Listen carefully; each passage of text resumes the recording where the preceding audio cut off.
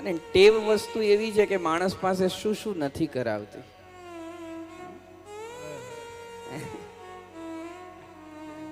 લાલીભાઈ, ટેવ માણસ પાસે શું ના કરાવે? કહ્યું છે ને, પહેલા માણસ ટેવ પાડે ને પછી ટેવ માણસને પાડે. પહેલા માણસ ટેવ પાડે અને પછી ટેવ માણસને પાડે. જન્મ્યા ત્યારે હાથની અંદર તમાકુની પડીકી લઈને આવ્યા હતા બહાર.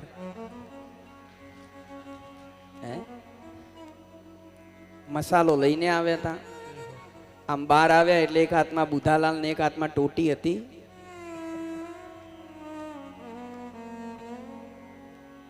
આ લઈને આવ્યા હતા. આપણે વ્યસન લઈને નીકળ્યા છીએ બહાર? નહીં. ક્યાંથી આવ્યું? ટેવ પાડી, હેબિટ જેને કહેવાય.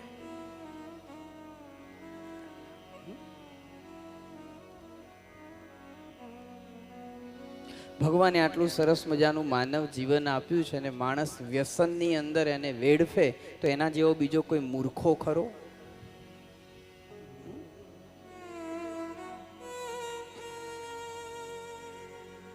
એક વસ્તુ હંમેશા યાદ રાખો, વ્યવહારિક ઉદાહરણ છે કે કોઈ પણ વસ્તુ તમે સામેલા વ્યક્તિને ગિફ્ટ કરો, એને ભેટ આપો અને તમારી આપેલી એ ગિફ્ટ, તમારી આપેલી ભેટ એ તમારા દેખતા જ મિસયુઝ કરે તો તમને કેવું થાય? મને કહો છો. તમને કેવું થાય? વિચારો ખાલી. ઉદાહરણ તરીકે માની લો કે તમારો કોઈ બેસ્ટ ફ્રેન્ડ છે. એ બેસ્ટ ફ્રેન્ડ એવું વિચારે છે કે આ વખતે બર્થડે ગિફ્ટની અંદર તમને આઈફોન ગિફ્ટ કરવો છે અને બજારમાં જઈને સારામાં સારો $2.5 લાખનો આઈફોન પસંદ કરે. સરસ મજાનું એને પેકિંગ કરાવે અને ઉપર પોતાનું બેસ્ટ વિશિસનું સ્ટીકર લગાવે. આનંદ સાથે આઈફોન લાવીને તમને આપે. એને કેટલો બધો હરખ હોય કે ખોલતાની સાથે જ રાજી થઈ જશે જોઈને.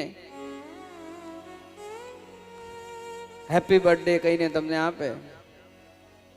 તમે લો, એના ઉપરનું કાગળ કાઢો, ખોખું ખોલો અને પછી આમ જુઓ અને આમ કરીને ટીપોઈ ઉપર મૂકો.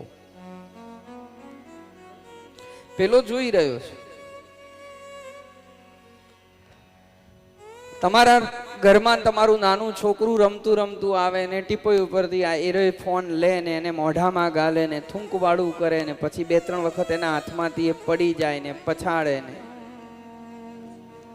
આ બધું પેલો ગિફ્ટ કરવા વાળો વ્યક્તિ જુએ તો પછી એ શું વિચારે કે ભલે આપણે આને $2.5 લાખનો ફોન આપ્યો પણ હકીકતમાં આ $2.5 લાખના ફોનના લાયક નહોતો. આને 1500નું ડબલું જ અપાય.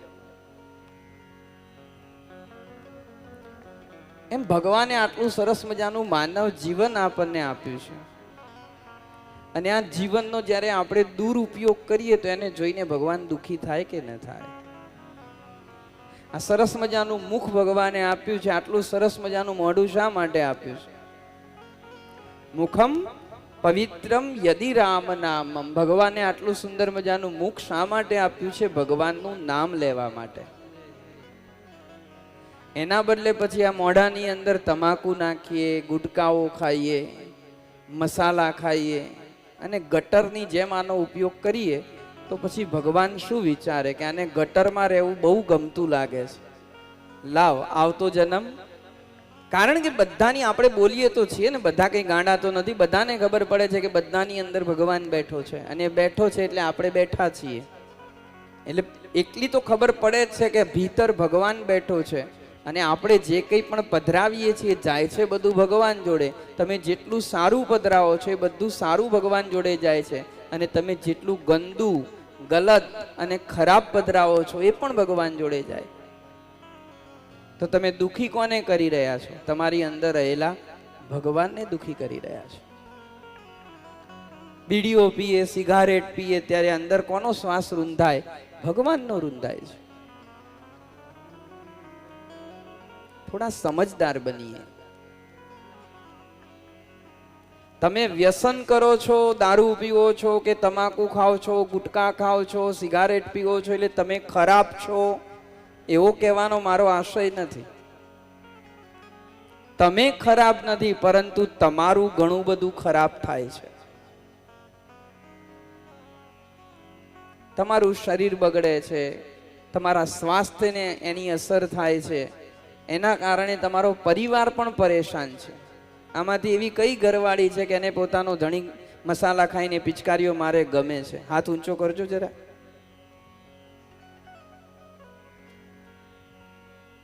પોતપોતાની ઘરવાળી સામું નજર કરો.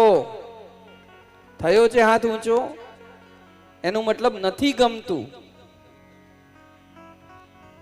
કઈ દીકરી છે કે એનો બાપ ગમે તેમ આવી રીતે બીડી અને સિગારેટો પીને પોતાના એક ફેફસા ખરાબ કરે? દીકરીને ગમે? કોઈ દીકરીને ન ગમતું હોય, કોઈ દીકરાને ન ગમતું હોય. તમે જે વ્યસન કરો છો એનાથી તમારો પરિવાર રાજી નથી. ભલે કહેતો નથી પણ રાજી તો નથી જ. કમસે કમ પોતાના પરિવાર માટે છોડો. પત્ની વાલી હોય તો પત્ની માટે છોડો. દીકરો વાલો હોય તો દીકરા માટે છોડો. દીકરી વાલી હોય તો દીકરી માટે છોડો. હું ક્યાં કહું છું ભગવાન માટે છોડો? એના માટે તો છોડો.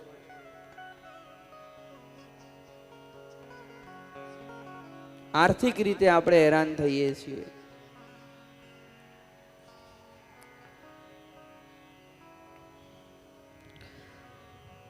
પહેલા માણસ ટેવ પાડે છે ને પછી ટેવ માણસને પાડતી હોય છે. યાદ રાખો. બધા જ પરમ જ્ઞાની અને સમજદાર લોકો છો, પણ કેમ માનતા નથી એ સમજાતું નથી.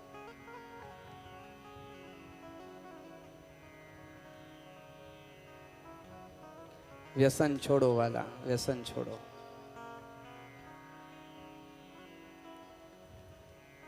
બહેનોમાં કોઈ શેકણીઓ તોડતા હોય તો છોડો. બે બાજુ બોલવું પડે ને.